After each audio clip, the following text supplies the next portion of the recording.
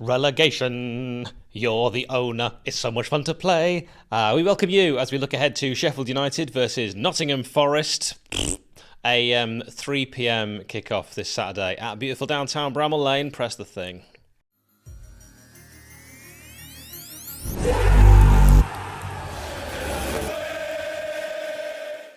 Newcastle put 5 past us and sort of messing up our hopes and dreams. I suppose another way I could put it is Newcastle put 5 on us, messing with our hopes and dreams. That, of course, a play on the popular mid-90s track I Got 5 on It by the hip-hop duo 𝗏𝗏𝗏. 𝗏𝗏𝗏's had one glorious year at the very top. And their album flirted with serious contention, certainly at the top table, for a top 5 finish, but then after one good year they couldn't repeat the trick despite reinforcements and further financial assistance.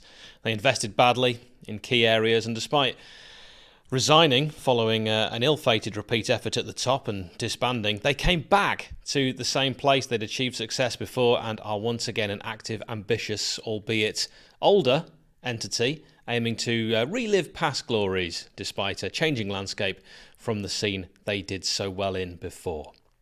And if you can't see where I'm going with this, perhaps this isn't the channel for you. So Newcastle then, our last match, that was awful. I'll just touch on this quickly and then move on. I mean, 45 minutes, we actually looked like a competent, competitive, professional football team, a cohesive unit that could give us something to be proud of, and then the second half happened.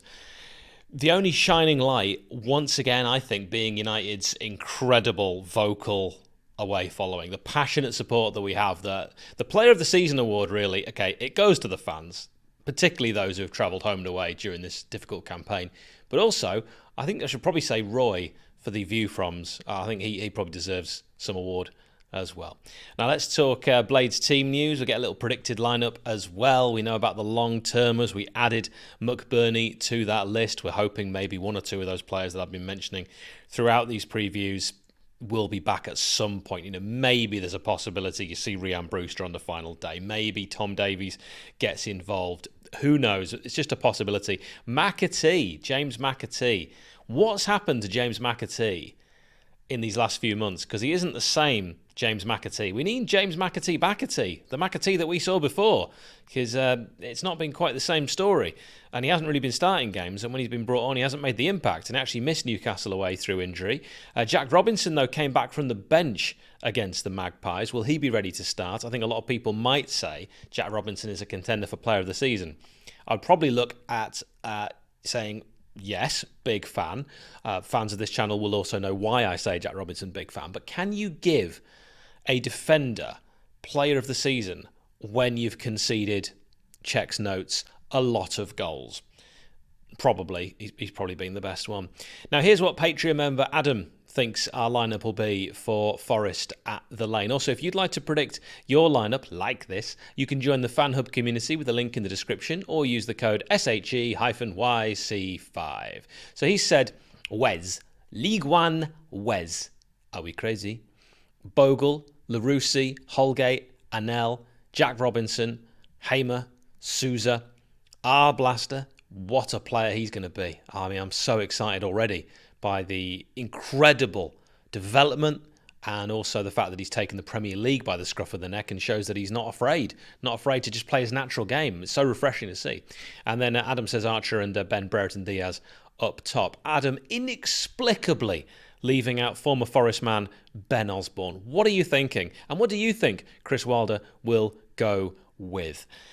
Like every podcast, this episode of the Sheff United Way is sponsored by Greene King Sports, where football is more than a game. Make Greene King your go-to destination for the season's final stretch. Why? For one, you can watch every televised Sheffield United game, and while you're watching it, wash down delicious food and refreshing beverages. And with 900 sports clubs dotted around the UK, chances are you're within walking distance of your local Greene King. Let's be honest, watching football is way better with friends and family, so get the squad together for every televised Premier League fixture in an atmosphere worth sharing. That includes huge title showdowns, the race for European qualification, and nail-biting relegation six-pointers. And don't forget to download the Green King Sports app to enjoy exclusive competitions and discounts whenever there's a game on. Nottingham Forest are on 26 points. I mean, the amount of points that teams at the bottom are picking up is disgraceful, isn't it? I remember, I always used to think like a point a game, so 38 at the end of the season. That's usually in the old days you're going down. But I mean now, a point a game, we'd be dreaming, and so would Forest. 26 points, despite having spent £400 billion on roughly the same amount of players. Some of them are good. Some of the players they've bought are really, really good, and some of them are absolute gammon. And it's that gammon we hope to see on Saturday, as helping to relegate Forest would be something many Blades fans would welcome. They've won 7 games. Luton Town, who are hot on their heels, have won 6 and sit on 25 points. And of course, it's worth mentioning, Nottingham Forest have been very bad. Very bad. So they've been deducted 4 points following a breach of Premier League's profit and sustainability rules. The decision is currently, though, under appeal. So what was that? 4 points, wasn't it? It was 4 points? 4 points. Could be more. Who knows? I don't know how these appeals work. Burnley might also feel they are still in the survival mix, but if you're a Claret fan watching this, you're not. You're going down. You're rubbish. You're just a bit less rubbish than we are, and we're proper rubbish. Forest, let's look at their team and a few injuries. 𝗜々𝗱𝗶𝗲. Nico Williams and Murillo all like, Nuno Espirito Santo, the man who replaced the very popular Steve Cooper, said, let's assess them. Williams, Murillo and Bolly. We have a lot of things to assess. Hopefully it'll be nothing serious and we can count on them for the next one, being this Sheffield United game. And he says, because it is important. And of course, if you're a Forest fan, it is. When it comes to Williams, as with Bolly, who started against Manchester City, Nuno said it was too soon to judge the extent of Williams' injury immediately after the game. He said the fullback would be assessed ahead of the trip to beautiful downtown Bramall Lane. He didn't actually say beautiful downtown Bramall Lane. I've said that. A brilliant tackle in the second half against City seemed to result in the Brazilian tweaking something. This is Murillo I'm talking about. He wasn't substituted immediately, but he was substituted eventually. Murillo made way. I think it was the 74th minute.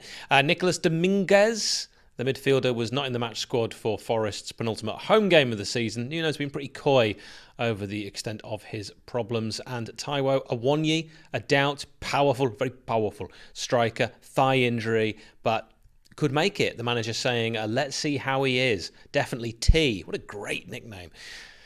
Gives us another option as a striker. Let's see if he can join the group this week. Well, I don't know if he already has. By the time you're watching this, I don't really care. Now, Forest went with a 5-4-1 for the Manchester City game, which they lost. It was Sells in goal, Williams, Bolly, Murillo, Nakite, Anya, Alanga, Danilo, Morgan Gibbs-White, Hudson-Odoi, Chris Wood. Let's see what they go with for this game. The referee for Sheffield United versus Nottingham Forest is Chris Kavanagh. He is from Lancashire. This season, he's taken charge of 26 matches. He's given 97 yellows, 3 red cards, which is quite low. 1 was a second yellow, and he's only given 7 penalties. He previously refereed our 3-1 win at Luton, a match I think we'll all agree was a good win, but mired in VAR controversy, 2 ridiculous penalties. And he was the man in the middle for our 5-0 defeat at Burnley, which did it for 𝗜ษ์𝗱𝗶𝗲. Player connections, players that played for both Sheffield United and Nottingham Forest. I only ever pick 4 players. The hard yards are left for you. Morgan Gibbs-White, who I've already mentioned. Jack Robinson, who I've already mentioned. I have already said Ben Osborne. But David Johnson, who you may not know, many people might not know this, has a son who also plays professional football. He should probably go and watch him sometime and let the Sky cameras know. Who else could I throw in there? Gareth Taylor. There we go. I said I was only say 4. I've ended up saying more. Who can you think of? Predictions for this one. Well, I mean, it doesn't really matter. Maybe the players will be much more relaxed. 4-4. Who says no? Thanks for watching. Bye.